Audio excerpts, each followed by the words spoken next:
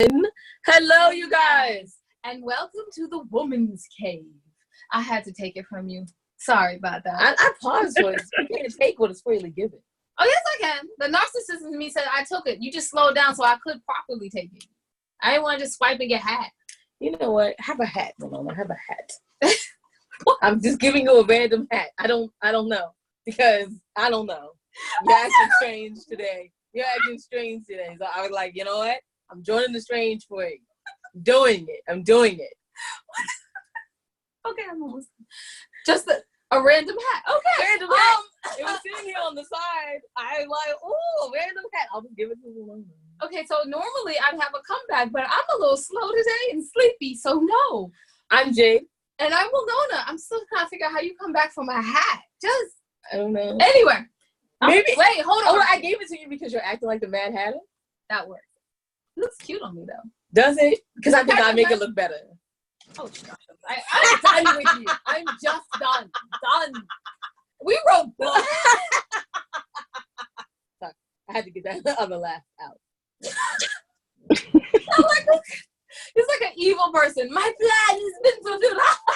Okay, anyway. We wrote books. Okay. The first one being Anti-Divorce was bad. See, you can see also available on Audible.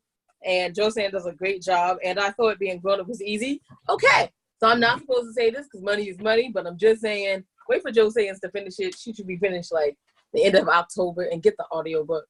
I previewed it. And I was, are you sure I wrote those words? I'm not sure because they sound so good coming out. I don't know. Yeah, they did sound wonderful. Her voice and her understanding of the words we wrote was interpreted differently, but I love how she did it. Anyway, and more anti-thought series. Yeah, so it's just a lot, y'all. Check it out on Amazon.com. Wait. We have a filmmaker. I have to make the joke. Oh. Hollywood, I need this to be turned into a TV series. I had someone on earlier that could actually have done it. I skipped the joke because you never actually ask Hollywood. That'd just be weird. Right? Yeah. That's strange. There's a free hint for you. Don't ask. Oh my goodness. And I also wrote The Managers, and wait, there's some more books. Oh, wait, there we go. I write the Widow's Set series. Wow, there's just a lot of books, as you guys already know. So yeah, you can check any of those out on Amazon.com, BarnesandNoble.com, or AndWeThought.com. I love how you brought the energy up, because I was like, she said Amazon, Barnes and Noble, and We Thought. And you guys, we have the Experience Writers Retreat coming up in Las Vegas in a couple of weeks. You know you want to have a good reason to go to Vegas and take it off on taxes. Absolutely. Well, hey, we're giving you a reason. Oh, wait, you learned stuff too. Yeah. But that's not nearly as important. You guys aren't here to hear about us, though, and what we're doing. You're here to hear from our wonderful guests. Wonderful guests, would you like to introduce yourself? And by the way, I love the leather seats in your car. Just want to say it. Hello, ladies. I am Danielle D. Smith. I am excited to be on with you guys. The energy has been amazing so far. You guys have really had me chuckling over here. That's our goal. We want to see smiles. We want to see smiles and her black leather seat. These are so nice. I can't with y'all. I need y'all to really look at them when she flashes back to her, or for the people on the podcast. Because these leather seats, she look like she get her car done detailed weekly. Listen, and I don't. Trust, I don't. Okay? Listen, we going to get there, though. Yes, we are. Let me have some time. I need time to get that done, though. Seriously, that's what it is. Man. But at least it looks like it, though. Yeah. So that's all that matters. That's all that matters. That's right. So she talked about your leather seats. I'm not going to be left out. I have to talk about how you introduced yourself. You were like D. Smith. I was like, oh, well, the way you did it sounds so French. It was like Danielle D. Smith. I was like, oh, wait, did I get her name wrong? And I was like, oh no, I understand what she said now. Anyway, I'm finished. My joke wasn't nearly as funny as the leather seat. When I say my name, it's an affirmation for me. It's a statement for me. So, for anyone that has gone through depression, I've gone through depression a lot in my life, just going through different traumas. And so when you recognize who you are, you want to say it. And so everything that I have, my website, my taglines, my hashtags, my my handles on social media, everything is I am Danielle D. Smith, because I'm telling you who I am. I love it. I love it. I would say Thank say you. it again, but it would be weird. But Right? we want Listen, I can say it all day long. I am. I am Danielle D. Smith. Yes. And if you should listen in, just report it. You go, I am, and then say, when she says Danielle D. Smith, just put your name there to remind yourself That's right. who you are. That's right. Because but yeah, I do. I say that anytime that I'm doing speaking, you know, it's like I said, it's an affirmation for me. And I believe in affirmations. They save my life, you know, and so I literally have to tell myself who I am. And to some that do not understand depression or, you know, having a bad day or something like that, you know, to them that may sound weird, but we do have to remind ourselves of who we are. And it starts first with our name. Who are you? Who are you? I am Danielle D. Smith. And then there's so much after that. So I am an author, a filmmaker, an instructor, a speaker, an advocate. But first, who am I? I am Danielle D. Smith. And where can we hear about all these things next week? You say how? Where? Where can we hear? Where? I will be in the fabulous Las Vegas next week. I'm super duper excited. Oh my gosh. I'll be at the Rio at the Act Like an Author, Think Like a Business conference. I will be speaking on Thursday, actually. So this coming Thursday, I'll be the presenter in the afternoon. But 3 days of amazing learning of how to take your business from being just an author to making it a business, because it is a business. You know, it's hard work putting this work out here.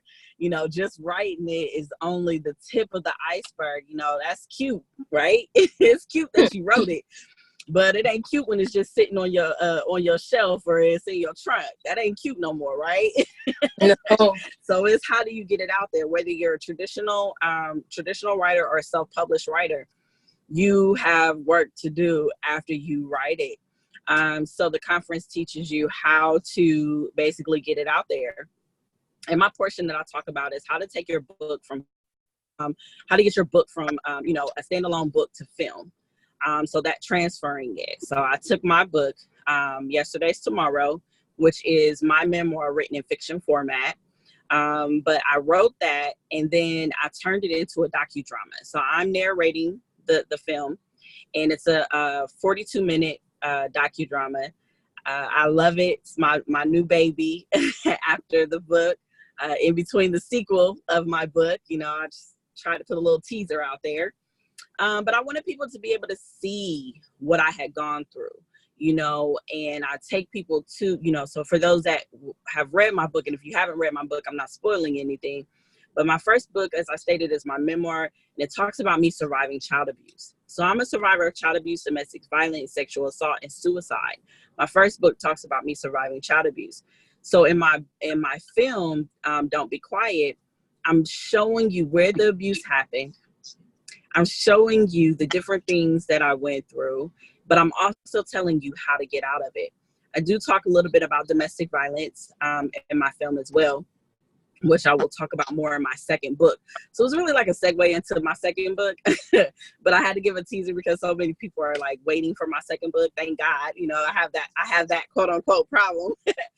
And so it was like a little teaser, and it's also to show you like, I'm a visual person. I'm a visual learner, you know, and if you can show me, I can grasp it a little bit more. So seeing where the abuse happened. And then also I have some actors, and that's why it's a docudrama. I have some actors that, you know, play me as a kid, and, you know, showing you the different abuse that I went through, you know, the different punishments that I had. Sorry, drew a blank there. But the different punishments that I had to endure, you know, and it's not something where it's like, oh, you know, we're just going to feel so sad. No, because at the end I made it. So you can't be sad, right? You go through different emotions, you know, and everything through the film. But at the end, you know that I survived because I'm still here. So that's the main point. Wow. Okay. So I do have a question. Yes. So when you were talking about how you remind yourself who you are, you seem very clear on that. Does that like transfer into your other creative aspects, like writing your books and doing your movies? Is that basically, does that transfer? You're Definitely. very clear with your vision. Definitely. You know, and I wasn't always clear, you know, it's super duper crazy. People can tell you how they came to their purpose, you know, or how they arrived to their purpose. And for me, it was through pain. My pain of, you know, I was in a marriage that was abusive. My ex-husband was verbally and emotionally and financially abusive to me. And during that time, before that, I knew I needed to write a book. I always knew that. I knew God wanted me to write a book. And through the marriage, I'm like, okay, I'm married, you know, I'm kind of settled and just, you know, ready to write. And it was like, okay, this pushing, okay, now is the time. So I talked to my ex-husband. I'm like, you know, this is what I want to do. He's like, oh, okay, I'm for it. And this things started getting worse. And when I started doing research, I started my book. 4 months before the book was done, it was still this pull in me, like, I'm not doing enough. What else can I do, God? What else can I do to get the message out there? Because at the end of the day, what I want is to help people that are in abusive relationships or situations to get out. That is my goal, okay?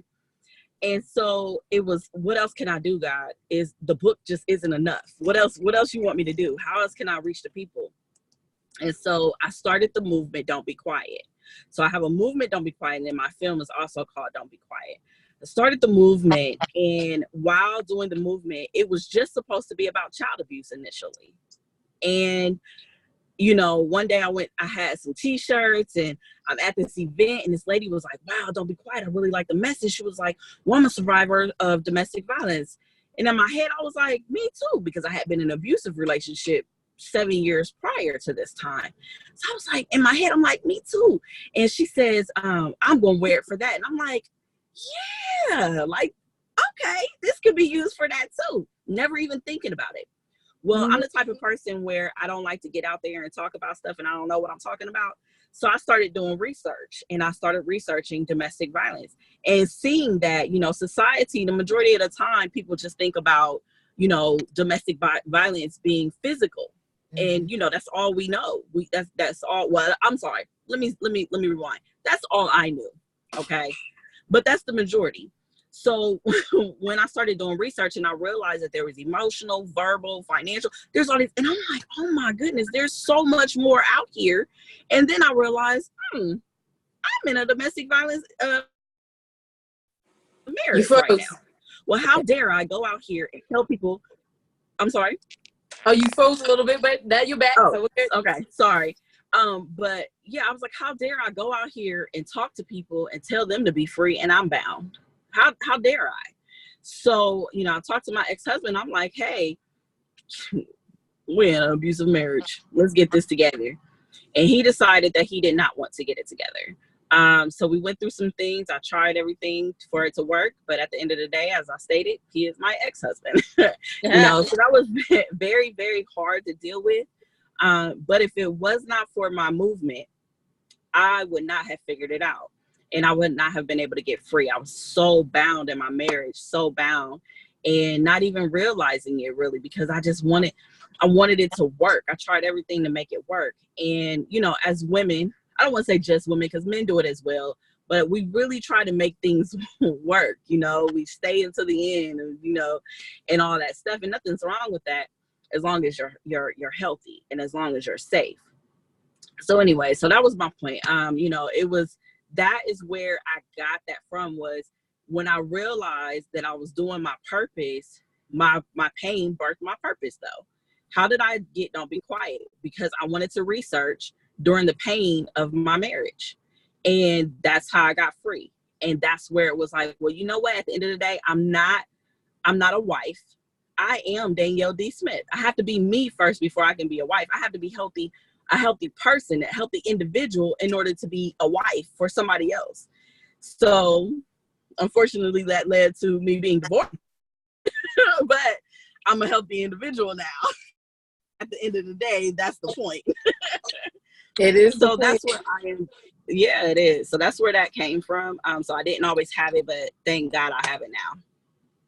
Absolutely. I mean, and time just flew by. So I guess it's time to ask the final question. Where can people check you out? Find you on the internet? I have a website. I am Danielle D. Smith, and the D is like Danielle. I am DanielleDSmith.com. And I also have Instagram and Facebook as I am Danielle D. Smith. And I also have my movement on Facebook and Instagram under Don't Be Quiet and the number 1. And I'm also on Twitter at I am Danielle D. Okay. Okay. Just in case you didn't know, her name is very important to her, as you can tell in all the websites. It is. It is very important. Yeah. I want to thank you so much for coming and taking the time out of your day. And the air-conditioned leather seat car. I know. It's so nice. I'm sorry, you said leather seats, and all I can think about on a hot day, that's going to burn your tuchus. Especially if you got a short. I hate you right now. I don't have that problem. I thank God. I don't know why, but I don't. So, yes. Oh, that's awesome. That's probably because you're wearing pants. Oh. I feel like an idiot. Girl. Wear a short or a short skirt and then sit down on that and be like, oh my goodness, hopping out trying to hold cheeks. Right. Okay. We don't have any time. That's enough of that. We don't have any time for this one on that. We have no time. Where's your hat? Put your hat on. All You right. really want me to do this, not my hat on my head. You're gonna be like, Yes, cover it. All right.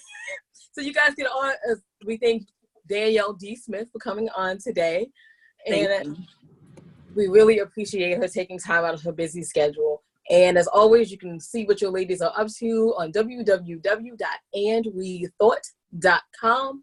And remember that wisdom is all around you if you're open to finding it and accepting it. So peace and love, you guys, from Winona, who's actually going to get her nails done. No, today. she's not. Yes, I am. No, she's not. And Jade, bye-bye.